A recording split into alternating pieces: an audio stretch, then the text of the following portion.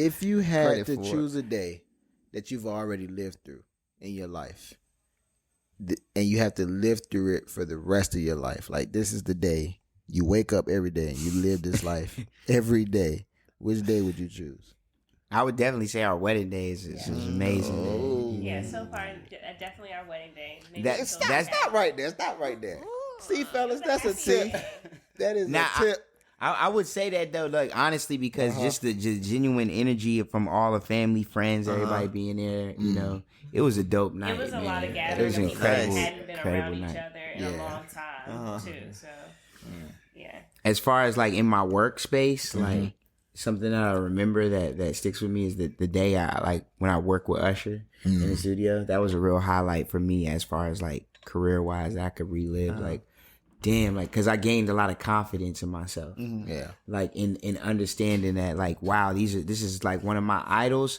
And I came in here, I delivered in a way where I was respected, and it just gave me like, yo, you can be amongst the greats. And you can hold your own. So that was a dope night. What did you do in the studio with him? Did like you lay down vocals? Did you like do some like as far as like writing? Like what was it? So that day actually it was a writing camp with this label BMG. I went to the studio, and my mentor had dropped me off, and he was like, yo, just do this session, whatever. And like the way they do it I guess when you're a new songwriter and you go to new labels, they'll put you in rooms with other established writers or producers, et cetera, and you just get in there and you work with people. You never worked with them before, but you know, y'all all supposed to have came from a certain level of expertise or whatever, you know, what they call it. But so I was actually really young, man. I got invited to the studio. I went in there and I didn't know what to expect. So I was working with this one producer at the time. His name was Dem Joints.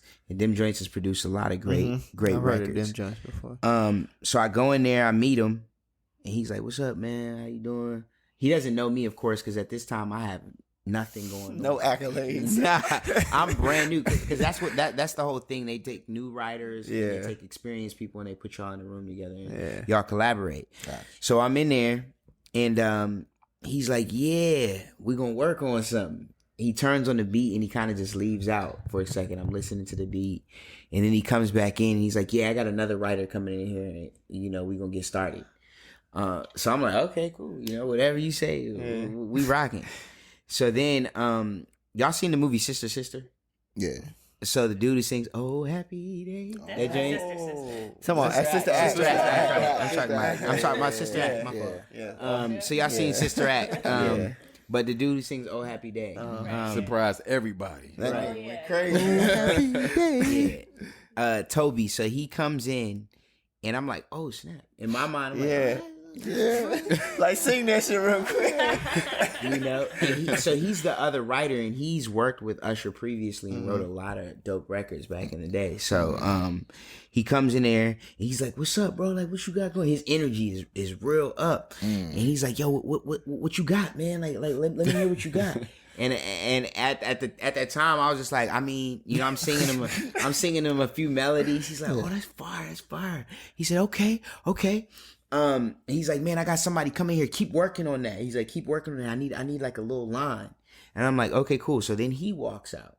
Now I'm sitting in there and I'm like, okay, I'm just writing to myself, like writing a couple lines and singing a melody. And then next thing you know, he comes back in the room and Usher comes in with him. Just boom, like, oh, happy day. I would have been like, oh. So I'm in there. So the music is blasting in the studio. It's blasting like you where you can't, unless you like right next to somebody, you can't really hear what they're saying. So I'm sitting over by the engineer. I see them walk in, and I look up. I'm like, oh snap. You gotta act cool. Yeah, and I hear Ryan. I see Ryan like gestures, like talking to him, like, duh. And then he started pointing at me, and I'm like, you know, I'm sitting around. Nigga, that couldn't have been me. I'd be like, no. I ain't got it yet. I ain't got it. I would have told Usher, hold on. I'm still writing real quick. Right. When the nigga found you when y'all playing tag, I'm not playing yet. Y'all right, man. I'm not playing. Facts. This is exactly how it happened though. So I'm sitting in the corner and I'm like, yo, why is he's like, it looked like he hyping him up too. I'm like, woo, pointing at him, and I'm like, Your boy like that. so, yeah, He nice. No, I'm not. and that's No, I'm exactly here. what he was saying. Real. He was like, yo, young boy like that, whatever, right? And I'm so luckily, man, I just stayed focused, and I wrote my little like bar. Yeah. I had like a bar and a half, and then Ryan, he's like, yo, come here. So I walk over there, and he introduced me to Usher, and he's like, and he turns to me, he's like, so you got something? I'm like, yeah, I think so. I'm like, yeah. He's like, let me hear it. So I sing it to him like where it's kind of like you're Usher. He like this. You know what I'm saying? And I sing it to him in his ear. He's like, oh, that's fire. Now sing it to him. You know? Yeah, I sing it to the big dog. Yeah. Wait, The final boss. Right. my voice is kind of like. You gotta give all these disclaimers. Hey, look, Can you sing it? AUSHO. Right. Nah, this is dead serious. So then I walk around. I'm like, hey, what's up? Mr. Usher. Mr. Raymond. Hey, Mr. Raymond. Nice to meet you. I'm like, I got something. You got something? I think so. I guess. So he like, let me hear it.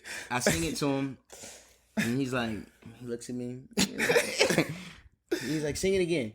And mind you, it's like a bar. Like, you know, It ain't that much. It ain't that much. He's like, sing it again. Boom. I sing it again.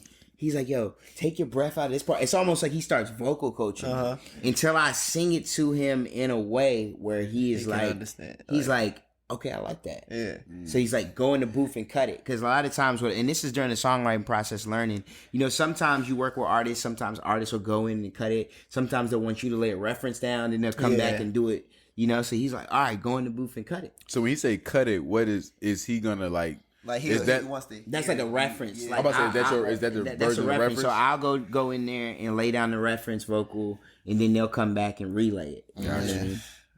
So he's like, go in and cut it. So then now I'm in the booth, and Usher's at the board. Like, he's like, all right, you ready? And we go down this hook.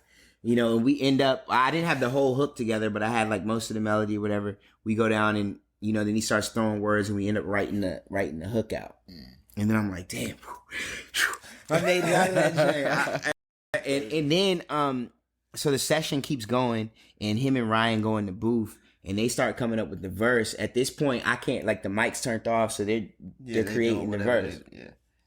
Boom, I'm sitting there, and I'm just kind of like chopping it up with the engineer. I can kind of hear, sometimes he'll turn on the mic, and I can hear what they're doing a little bit.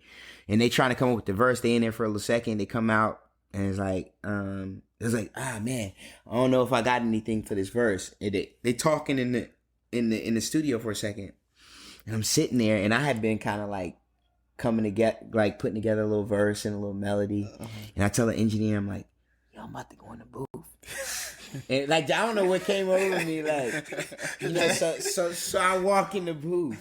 Ryan, Toby, he comes in, he opens like when I walk in the booth, cause I'm feeling confident. Yeah. Now. Like I just did the hook with you. Yeah. I'm about to slam this verse. You know, I get in there, and then he comes, he opens the door. He's like, hey, what you doing?